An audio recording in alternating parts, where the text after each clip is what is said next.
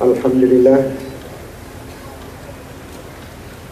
Wassalatu wassalamu ala Rasulillah Muhammad ibn Abdullah wa ala alihi wa sahbihi wa man wala. Allahumma salli wa sallim ala sayyidina Muhammadin miftah babi rahmatillah adada ma fi ilmillah salatan wa salaman daimaini bidawami mulkillah wa ala alihi wa sahbihi. Alhamdulillah, di malam yang penuh rahmat dan berkah ini tadi telah diterangkan dan disampaikan oleh saudara kita Dr. Azizan bahwa bagaimana kecintaan manusia kepada Nabi Muhammad SAW harus melebihi daripada kecintaan kepada siapapun. Cinta kepada Allah dan Rasulnya ini lebih dari semua bentuk kecintaan. Dan cinta yang abadi adalah cinta Allah dan cinta Rasul. Cinta yang tidak pernah lepas sampai yaumul qiyamah dan tidak akan lepas pula sampai akhirat. Karena Rasulullah SAW nanti masih memanggil umatnya di yaumul mahsyar. Di waktu itu manusia lagi bingung. Mereka mencari siapa yang akan menolong mereka. Tidak ada satupun penolong di saat itu kecuali Muhammad SAW. Di situ Rasulullah mengatakan ha ana laha, seperti qasidah yang dibacakan biasa di dalam khobiri itu. Bayyalumni fi gharami qalama asyik jamalan. Di situ manusia-manusia saat ini yang dikatakan Dr. Azizan asyik. Orang asyik itu seperti orang gila. Kalau orang asyik itu tegang, dia bukan orang asyik. Dia orang stres. Ya, tidak ada orang asyik itu tidak tersenyum. Tidak ada orang asyik itu tidak goyang. Orang asyik itu pasti dia tersenyum dan pasti dia goyang. Orang yang stres dia tegang begini pasti. Ada waktu ibadah yang waktu kita harus betul-betul fokus. Kita duduk tafakkur. Ada ibadah yang penuh dengan kegembiraan karena kerinduan dengan Nabi Muhammad sallallahu alaihi wasallam. Pada zaman itu Rasul sallallahu alaihi wasallam beliau mengatakan di waktu manusia-manusia lagi mencari siapa yang akan menolong mereka, Rasulullah mengatakan ha ana laha. Hai orang-orang yang rindu kepadaku, hai orang-orang yang asyik kepadaku, jangan engkau peduli dengan ucapan manusia-manusia yang mengatakan kalian gila. Jangan pedulikan mereka karena mereka tidak tahu rasa asyik, tidak tahu rasa rindu, tidak tahu rasa kasih sayang. Orang-orang yang mempunyai rasa kasih sayang dan asyik serta rindu, dia mendapatkan satu kenikmatan yang tidak dirasakan oleh orang lain. Tadi Dr. Azizan memberi contoh kalau kita mengatakan kepada istri kita I love you. Saya cuma begini aja. Kira-kira itu ada asyik tidak asyik. Paling tidak kita harus bergerak. Minimal tersenyum. Minim tersenyum. Senyum wahai kekasihku, I love you, sama senyum. Kekasihku I love you sama. Tidak ada orang yang suka. Jadi senyum minim, apalagi dengan terus gerakan-gerakan lain. Masya Allah. Semua yang dilandasi dengan kasih sayang dan cinta akan menghasilkan cinta di atas cinta. Ini sebetulnya kekasih nikmat seperti itu. Makanya di zaman Rasul Muhammad sallallahu alaihi wasallam, Sayyidina Ja'far At-Tayyar, waktu itu Sayyidina Ja'far At-Tayyar ini saudara daripada Sayyidina Ali bin Abi Thalib karramallahu wajhah. Beliau mendapatkan sanjungan dari Nabi Muhammad. Nabi Muhammad SAW mengatakan, ya Ja'far, bentukmu dan tingkah lakumu mirip dengan aku. Bentuk dan tubuhmu hampir sama dengan tingkah lakuku. Subhanallah. Setelah mendapat sanjungan dari Nabi Muhammad bahwa bentuk beliau sama dengan bentuk Rasulullah, beliau gembira dan beliau seakan-akan menari di depan Rasulullah. Pusing-pusing menari, putar-putar. Di situ Rasulullah SAW diam, tidak mengucapkan atau mengatakan bahwa dia salah atau keliru, tidak. Silahkan, karena dia gembira. Satu. Yang kedua, ada lagi cerita tentang gembira. Ini gembira. Makanya saya kalau ditanya sama orang, Habib punya torigohnya apa? Torigoh gembira. Saya tidak mau punya torigoh susah.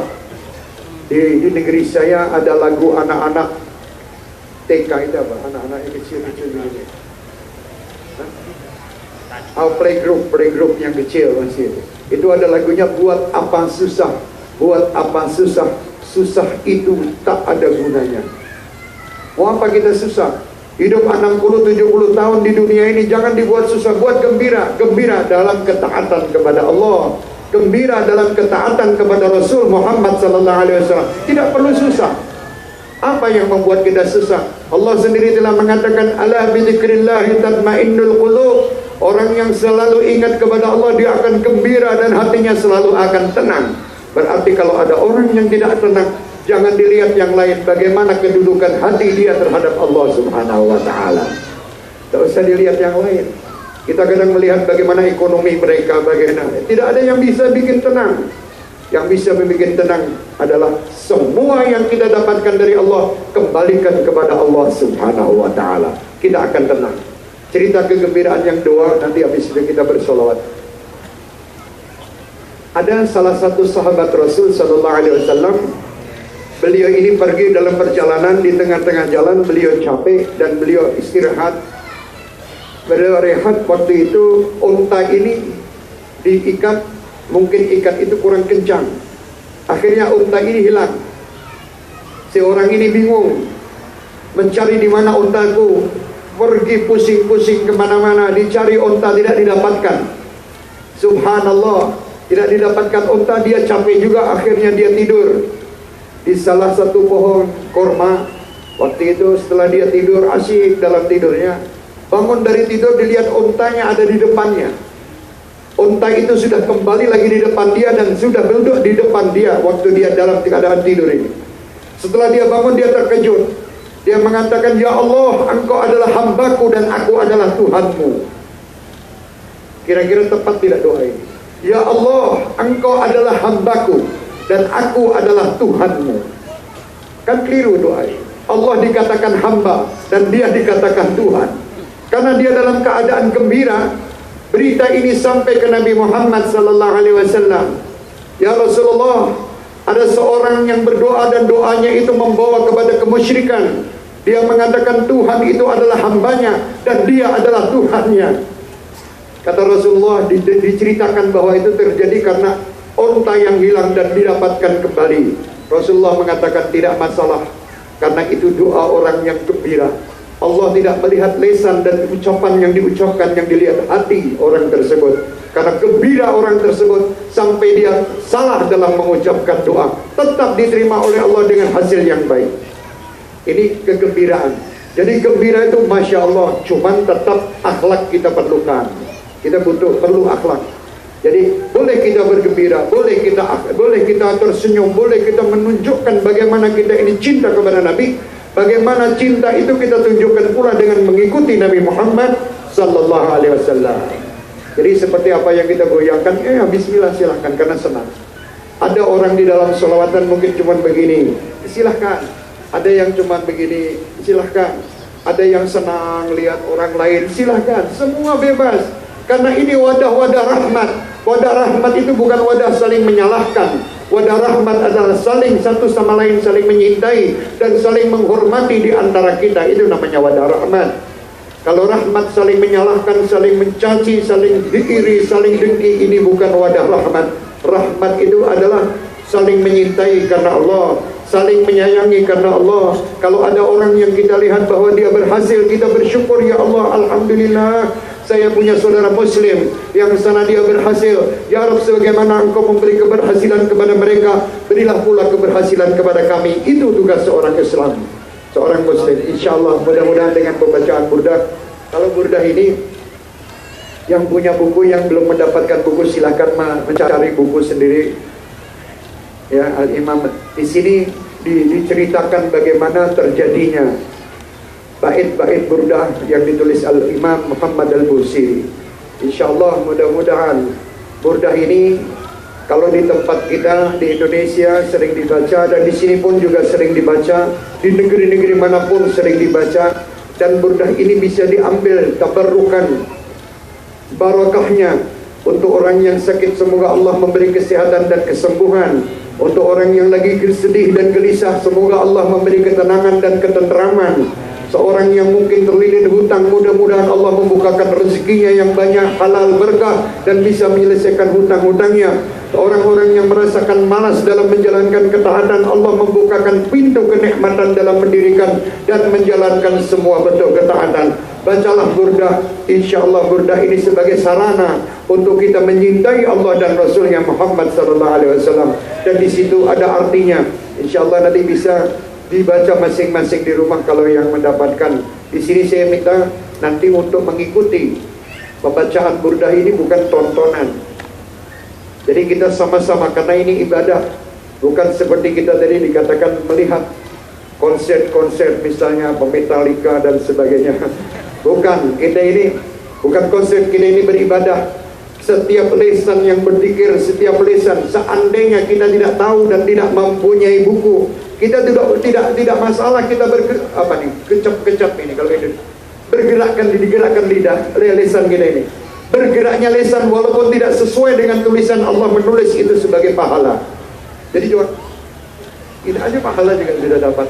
Luar biasa, Allah ini tahu apa yang ada pada diri kita. Allah paham. Orang yang tidak tahu mungkin membaca bahasa Arab tidak bisa, membaca Latinnya pun tidak ada, mungkin tidak ada Latinnya bahasa Arab. Pegang aja buku ini, dibuka. Ya Allah, kami meniat membacakan ini sebagaimana orang-orang yang membaca Al-Fatihah, pahalanya sama.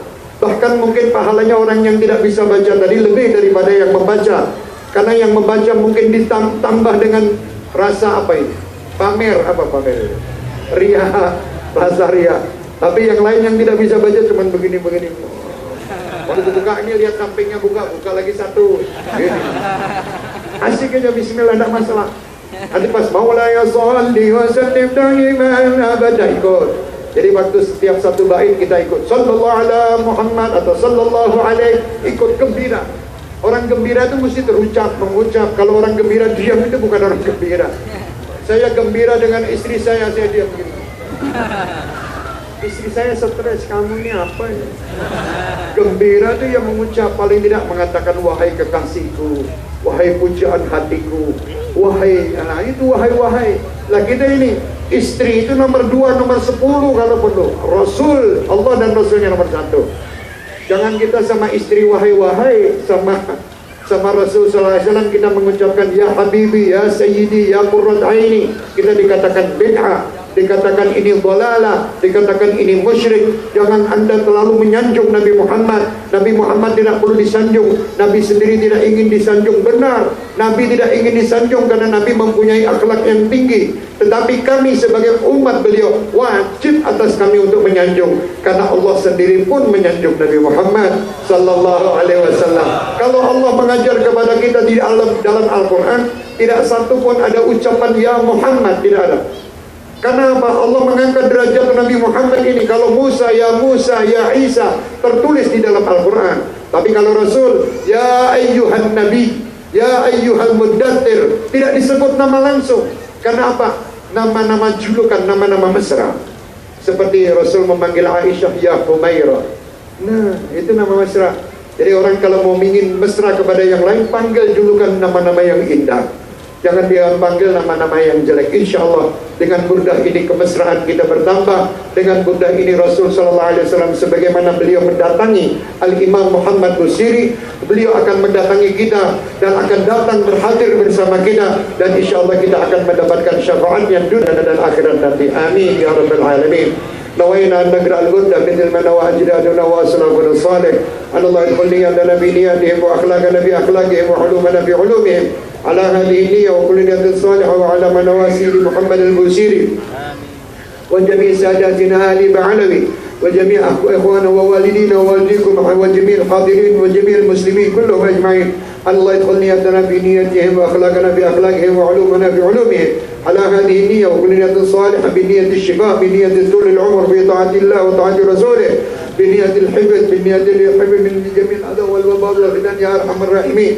اللهم إنا نسألك من خير ما سألك منه نبيك وحبيبك محمد صلى الله عليه وسلم ونستعيذك من شر ما استعاذك منه نبيك وحبيبك محمد صلى الله عليه وسلم على هذه النية وكل نية صالحة بسر الفاتحة.